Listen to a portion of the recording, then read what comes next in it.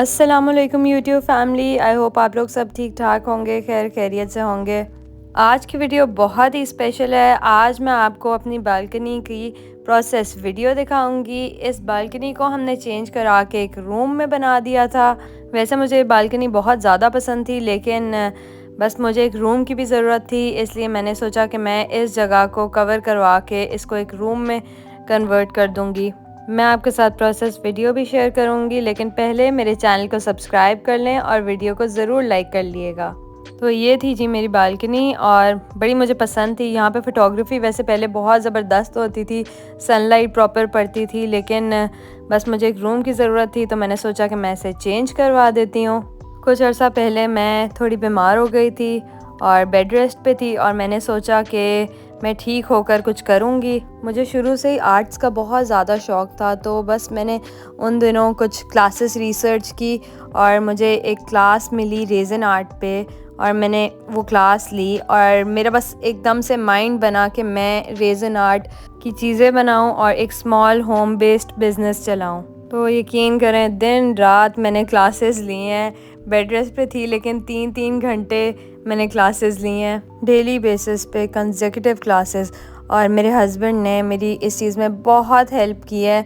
उसी ने मुझे इस रूम बनाने का आइडिया दिया। और ये नेक्स्ट डे की वीडियो है जब पूरा कमरा रेनोवेट होना स्टार्ट हो गया था।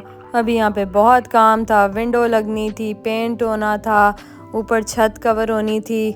काफ़ी टाइम लग गया। वैसे मैंने सोचा था कम टाइम लगेगा, लेकिन इस रूम को बनने में बहुत टाइम लग गया और काफ़ी मसले भी इस रूम में आए, वो भी मैं आप लोग को बताऊंगी। लेकिन अल्हम्दुलिल्लाह मेरे हस्बैंड ने इस चीज़ में मेरी एक एक जगह पे मेरी बहुत हेल्प की है।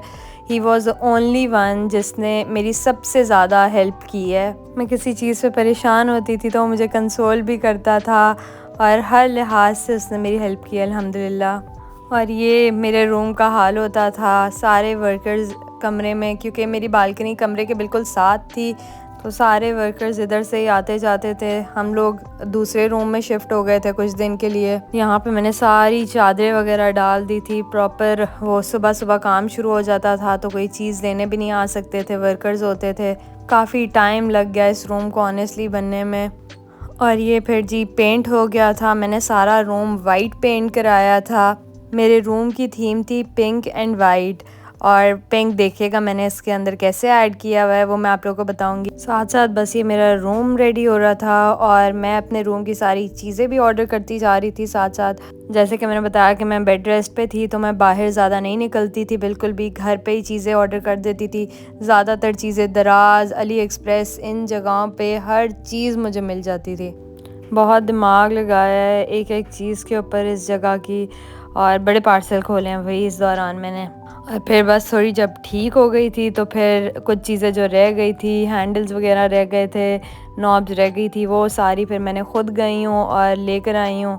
बड़ी एक्साइटमेंट भी थी ऑनेस्टली इस रूम की कि जल्दी से रेडी हो जाए।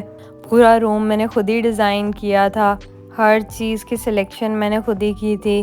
और ये जी बस मेरा रूम कंप्लीट हो गया था ऑलमोस्ट। उसके बाद मैंने बनवानी थी डेस्क और ड्रॉर्स बनवाने थे। ये वुड फ्लोरिंग हो गई थी। मेरे माइंड में था कि मुझे ना कोई बहुत ज़्यादा स्टोरेज वाली जगह चाहिए, और ये मेरी स्पेस बहुत छोटी थी, तो मैंने ख़ुद सारे सोच के एक एक ड्रॉर बनवाया है, क्योंकि छोटी छोटी चीज़ें होती हैं और उसको रखने के लिए बहुत स्पेस चाहिए होती है। और वो सामने हमारा शीशा भी लग गया था, जो एक लकड़ी लगी हुई थी वो हमने उतरवा दी थी और शीशा लगवा दिया था। और अब जी टाइम था सारी चीज़ें सेट करने का।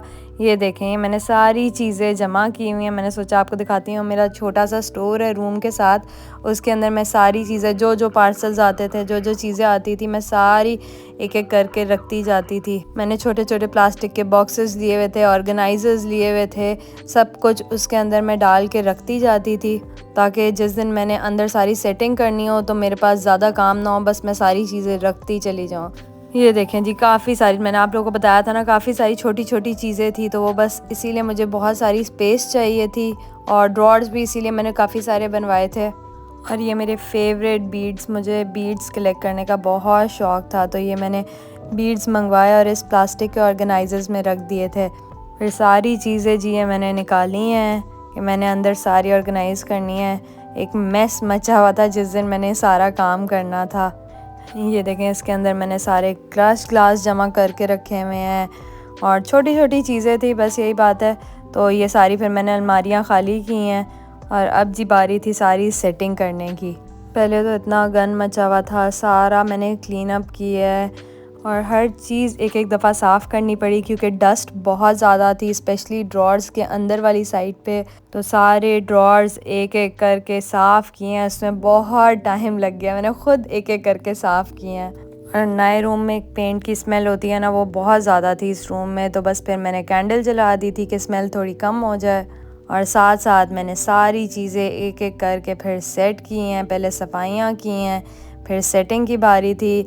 अभी तो मैंने आप लोगों को आधी चीज़ें दिखाई थी स्टोर में पड़ी हुई थी और एक दो मेरी अलमारियाँ थी, ये देखें इसके अंदर भी मेरी कुछ चीज़ें भरी हुई थी, लेकिन ये अब बड़ी बड़ी चीज़ें थी जो उस एरिया में भी नहीं आ सकती, तो मैंने सोचा बस इसको अब हम यहीं पे ही सेट रख लेंगे।